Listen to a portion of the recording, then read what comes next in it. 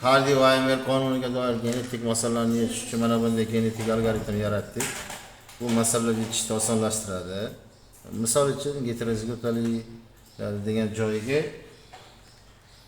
24,2% yozib turib, hisob kitobni boshlash tugmasini bossak, barcha allellarni genetik foizlarini hisoblab chiqarib beradi.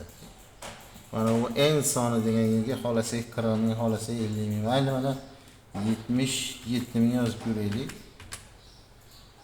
Yana hisob kitob tugmasini bossak, mana har bir genotiga tegishli bo'lgan individlarning nechtaligini hisoblab chiqarib beradi.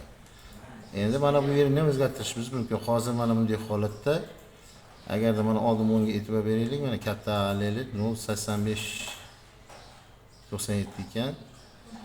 Mana belgini bossak, keyingisiga o'tkazadigan bo'lsak, mana o'rnlar mashq qolyapti. Mana shunday tarzda hisoblash mumkin. Keyingi masalaga o'tmoqchi bo'lsak, tozalashni bosamiz. Mana yangitdan yana ishlash mumkin. Endi mana bu yerga allelga 0,14 deb qo'ydik. Mana hisob tugmasini bosdik, mana hammasini chiqarib beradi. Bu o'quvchilarga masalani ishlashni osonlashtiradi.